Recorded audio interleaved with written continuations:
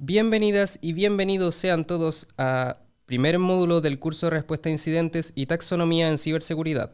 En esta parte abordaremos temas sobre vulnerabilidades, debilidades y cómo abordar su análisis y gestión considerando las métricas e indicadores disponibles. Primero, es importante recalcar la diferencia práctica entre vulnerabilidad y debilidad. Las debilidades están listadas en el Diccionario de Enumeración de Debilidades Comunes, CWE por sus siglas en inglés. Este diccionario es administrado por la corporación Mitre. Entendemos debilidad como una condición negativa en un software, firmware, hardware o sus componentes y que es producida en la fase de desarrollo, pudiendo integrar vulnerabilidades. Las debilidades permiten describir la causa raíz de un fallo de seguridad. Las clasifican por niveles de abstracción, lo que determina si una debilidad específica está habilitada para ser usada en el mapeo de causa raíz. Por ejemplo, se observó que en un sitio determinado no se realizaba una correcta validación del certificado OpenSSL, permitiendo que se creara un sitio fraudulento afectando a una gran cantidad de usuarios. Inicialmente, podemos comenzar con la debilidad CWE 284, que corresponde a control de acceso impropio. Esta es una debilidad pilar. Esto significa que no es habilitada para su mapeo de causa raíz debido a que su nivel de abstracción es demasiado alto. Posteriormente, y siguiendo la jerarquía de tipos, encontramos la debilidad 287, que corresponde a autenticación impropia. En este caso, nos estamos acotando a precisamente el proceso de autenticación, es decir, validación de identidades de usuario o servidor. Esta es una debilidad de tipo clase, por lo que aún es demasiado abstracta para poder ser específica al fallo que queremos describir. Siguiendo esta misma jerarquía, tenemos la debilidad 295 que corresponde a validación de certificado impropia. Aquí nos vamos acercando un poco más al fallo específico que estamos abordando. Sin embargo, existe aún una debilidad de un orden jerárquico un poco más bajo que corresponde a la 599, que nos dice falta de validación de certificado OpenSSL. Finalmente, esta última debilidad es la que describe correctamente y específicamente el fallo de seguridad, indicando una tecnología determinada. Es importante comprender que no todas las debilidades componen o se observan en una vulnerabilidad conocida. Un ejemplo de esta es el CWE 668, que corresponde a exposición de recursos a la esfera incorrecta. Esto se puede ver como un archivo sensible expuesto a Internet debido a configuraciones incorrectas en el servidor web. Por otro lado, en el ejemplo anterior vimos una vulnerabilidad base, la 599, sobre validación de certificado, permitía explicar el problema. Sin embargo, existía una debilidad mucho más específica que lo describía mejor. Por lo tanto, es recomendable considerar siempre las debilidades de menor nivel de abstracción disponible. Por otro lado, las vulnerabilidades están listadas en el Diccionario de Enumeración de Vulnerabilidades Comunes, o CVE por sus siglas en inglés, igualmente administrado por la corporación Mitre.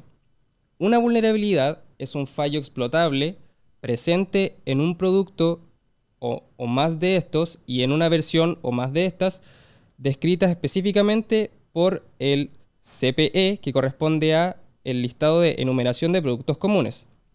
Es decir, existe una asociación entre la vulnerabilidad identificada y la tecnología y versión específica a la que afecta. También se componen de una o más debilidades y es importante destacar que el impacto y la probabilidad de explotación es dependiente de un contexto o naturaleza variable, donde el entorno y otros factores son variables que influyen en su resultado. A lo largo de los años, la publicación de vulnerabilidades ha ido en constante aumento. Para agosto del 2025 se habían publicado 17% más vulnerabilidades que el mismo mes en el año anterior, y el incremento es exponencial. Si bien del total de vulnerabilidades publicadas una pequeña porción está presente en los productos que manejamos en nuestra infraestructura, la cantidad de vulnerabilidades presentes pueden ser del orden de decenas a cientos o incluso miles, por lo que el proceso de parchado se vuelve inmanejable. Existen diversas fuentes de publicación de vulnerabilidades. Todas se mantienen sincronizadas y lo único que varía entre una fuente y otra es el enriquecimiento, es decir, información adicional que proporciona cada fuente según las investigaciones o adaptaciones que se realizan. La fuente primaria es Mitre, a través del sitio cve.org. Simultáneamente se publica en NIST a través de la Base de Datos de Vulnerabilidades Nacional de los Estados Unidos, que incluye el valor de severidad. El INCIBE, por otro lado, replica la información traducida al español. CVE Details incluye la validación de exploits conocidos, módulos de Metasploit disponibles, un histórico de probabilidad de explotación y si la vulnerabilidad consultada se encuentra en el catálogo KEV de vulnerabilidades de explotación conocida de la Agencia de Seguridad e Infraestructura Crítica de los Estados Unidos, además de si está siendo utilizada en campañas de ransomware. Por otro lado, está también la base de datos de vulnerabilidades de fuente abierta, que produce información consumible sobre vulnerabilidades para proyectos de fuentes abiertas. Finalmente, VulDB recopila información sobre vulnerabilidades de diferentes fuentes y la agrupa en su sitio web. Ahora, ¿qué es la severidad? La severidad de una vulnerabilidad se mide a través del sistema de puntuación de vulnerabilidades comunes, CVSS, desarrollado por el Foro de Equipos de Respuesta a Incidentes de Seguridad Informática, FIRST, que corresponde a una cuantificación de la severidad o impacto de la explotación de una vulnerabilidad en base a criterios cualitativos de clasificación.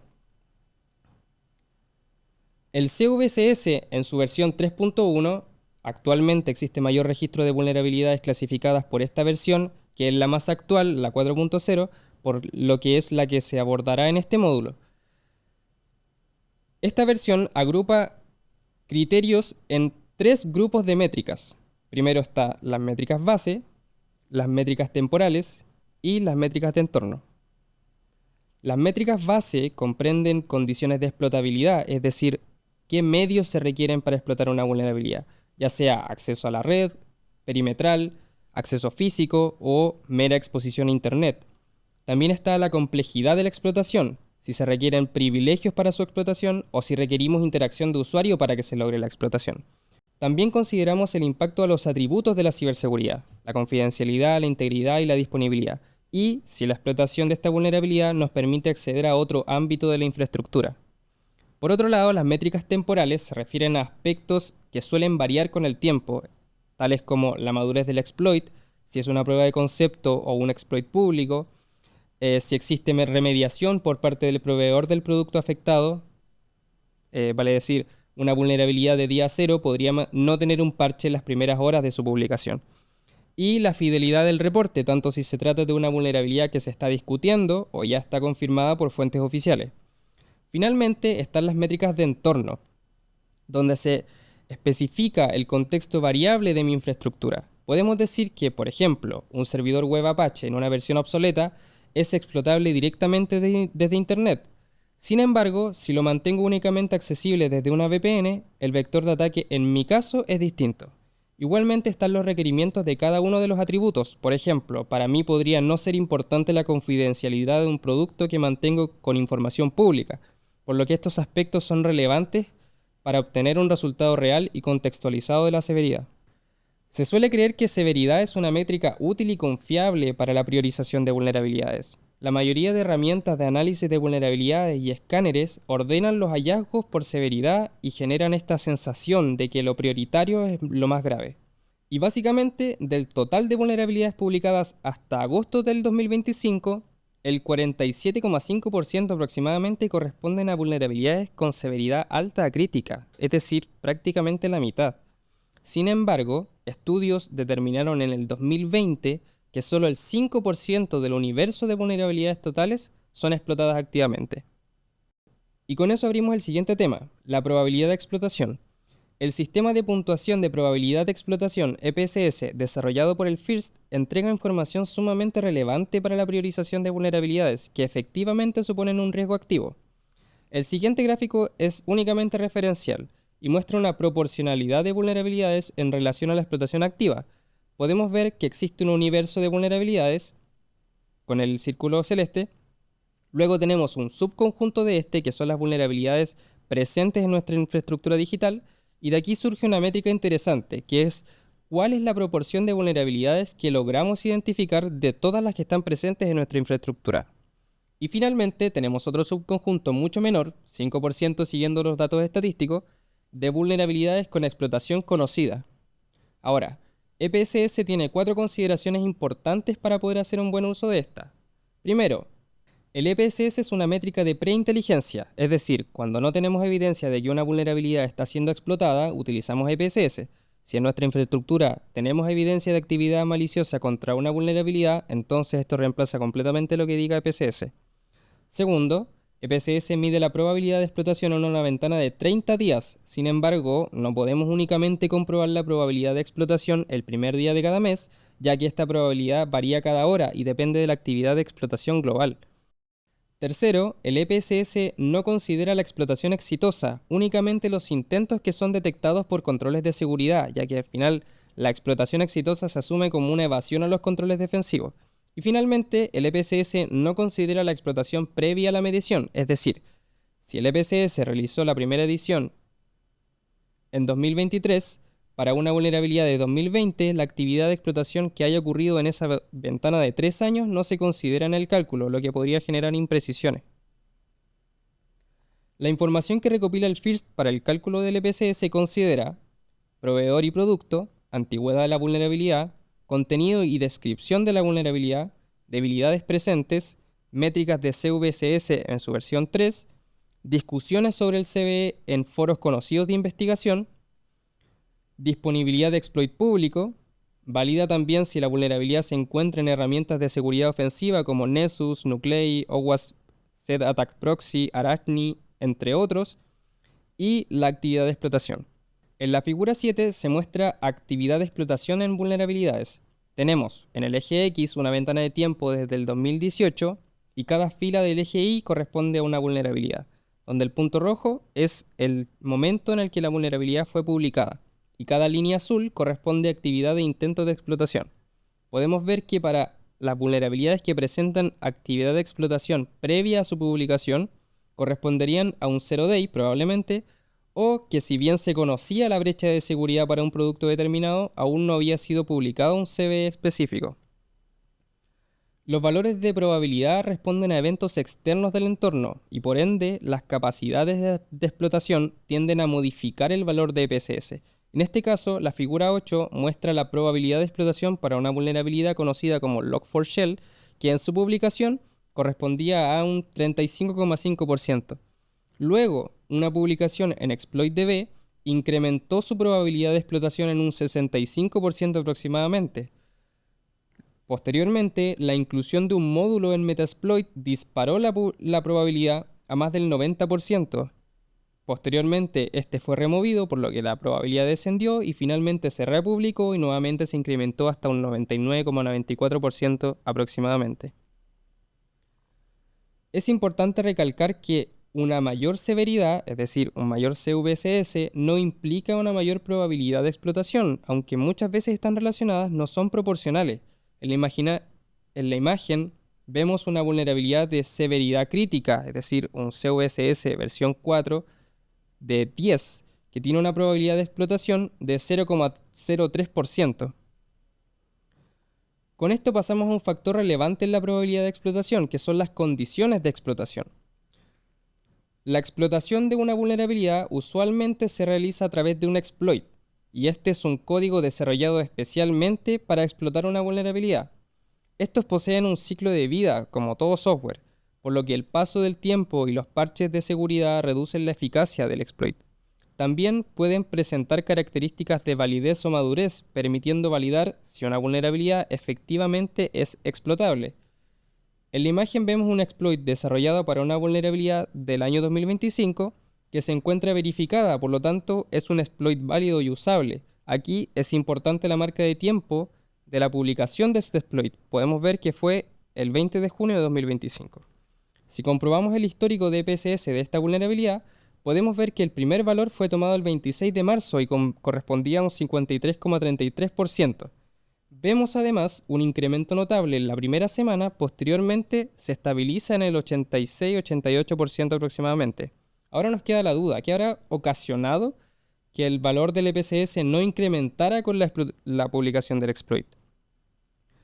El motivo de esto se debe a que la primera prueba de concepto, es decir, un exploit inmaduro por así decirlo, se publicó en GitHub el 25 de marzo, un día antes de la publicación del exploit. Por otro lado, podemos ver casos de vulnerabilidades antiguas como esta de 1999, que cuenta con un exploit público verificado, pero no que ha presentado nunca actividad de explotación, manteniéndose un 0,04 o un 0,18%. Ahora, ¿cómo deberíamos priorizar vulnerabilidades? Las dos imágenes que aparecen en pantalla muestran dos métodos de priorización y presentan tres indicadores de rendimiento claves para evaluar nuestro proceso de priorización. En la imagen izquierda vemos un método de priorización por vulnerabilidades con CVSS mayores a 7. Si mitigamos todas estas vulnerabilidades, tenemos un esfuerzo del 57,4% de todas las vulnerabilidades totales. Además, tenemos una cobertura del 82,2%, es decir, de todas las vulnerabilidades con explotación activa, que es el círculo rojo, estaríamos mitigando el 82,2%. Este método resulta en una mitigación de casi el total de vulnerabilidades explotadas, pero muchas de ellas no lo son, por lo que lo hace sumamente ineficiente. Por otro lado, a la derecha, vemos un método de priorización de vulnerabilidades sobre el 10% de probabilidad de explotación, donde el esfuerzo es mucho menor, considerando que priorizamos una menor cantidad de vulnerabilidades. Igualmente, la cobertura es menor que el otro, aunque depende de nuestras capacidades de análisis, donde veamos qué proporción de vulnerabilidades presentes en nuestra infraestructura están siendo efectivamente explotadas activamente. Finalmente, la mayor ventaja se ve en términos de eficiencia, ya que optimizamos el uso de recursos, mitigamos las vulnerabilidades que efectivamente son un riesgo y por ende utilizamos de manera más óptima el tiempo de nuestros analistas. Por lo tanto, la recomendación es priorizar las vulnerabilidades que tengan una mayor probabilidad de explotación e impacto. Una forma que recomendamos utilizar es obtener el producto de multiplicar probabilidad e impacto, o sea, el CVSS, y ordenar de forma descendente lo que nosotros denominamos como factor de urgencia. Agradezco su tiempo y atención, me despido deseándoles un grato aprendizaje.